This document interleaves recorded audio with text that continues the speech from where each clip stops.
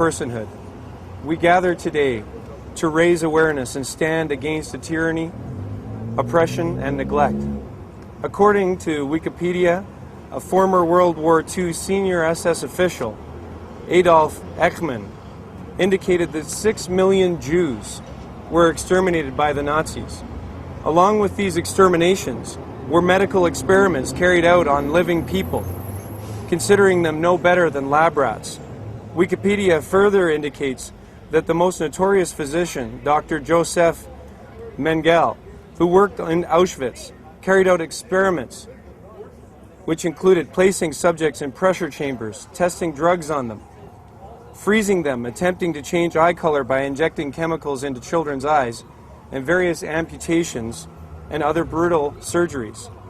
Today, our medical science uses the information gathered in these experiments to help people. In World War II, many Christians saw this treatment of fellow human beings as completely unacceptable and sick. They stood against the Germans and were killed for opposing this treacherous behavior, and it is estimated that around 5 million Christians were killed by the Nazi regime for standing up against the politics and ideals of the Nazis. In World War II, many other non-Jews were killed during terrible Holocaust events. It's estimated that over 2 to 3 million Soviet POWs were killed. Ethnic Poles, 1.8 to 2 million.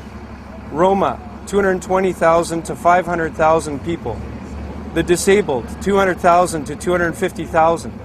Freemasons, 80,000 to 200,000. Homosexuals, 5,000 to 15,000.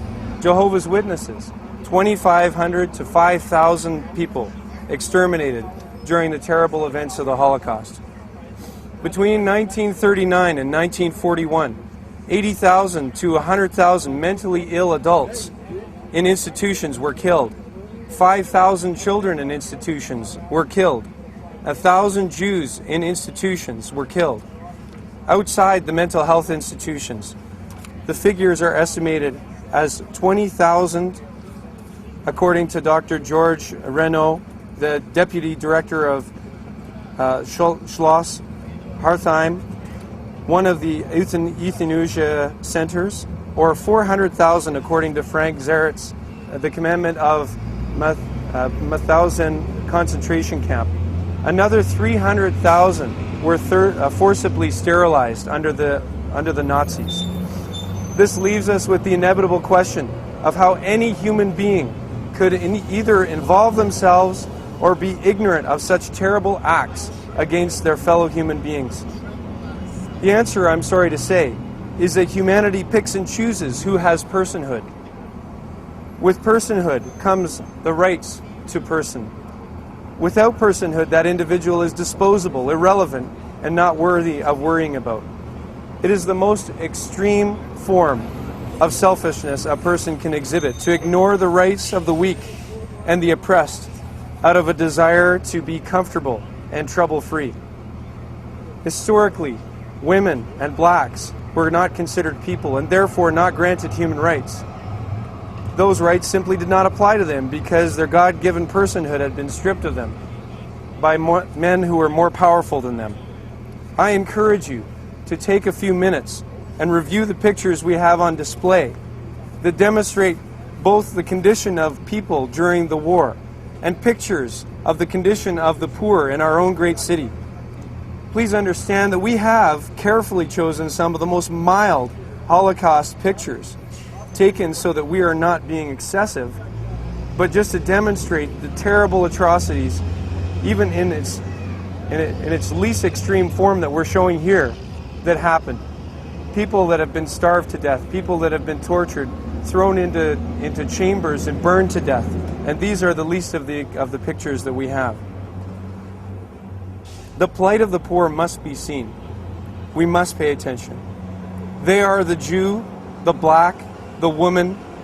They are our responsibility. They must be granted personhood. They must be acknowledged as people. They have charter guaranteed rights to the basic essentials of life, yet they are denied them due to lack of political will to immediately deal with the problems facing these downtrodden people. We can coldly say that they deserve it, or it's not my problem, or that they want to be on the street, or why don't they just get a job? But I tell you, the judgment of God will be on all the heads of every person that ignores their rights. Our unborn children, our mentally ill, and our poor need our care. Our elderly, they need our attention and our voice, because today they have no voice. Today as Christians, we stand in the face of abuses, in the face of ignorance, in the face of neglect and abandonment, and declare that in our society today, no more killings, no more abuse, no more neglect. People of Canada, we plead with you. Officials of the city of Calgary, we plead with you to join us. Will you honor the personhood of these, our most vulnerable people? Will you come to their aid? And will you also stand against the systematic stripping of rights we are seeing in this nation? May God forgive us all, and may God raise people of courage to stand, to speak, and to act in favor of these, our oppressed people. Jesus said, love your neighbor as yourself. Is that how they wanted to be treated? I don't think so. They clearly did not care about what Jesus said. And today, these people in our own city feel the same way. They say, where's Jesus today? Who's treating me as I want to be treated? Fortunately, there are some in Street Church that are there every day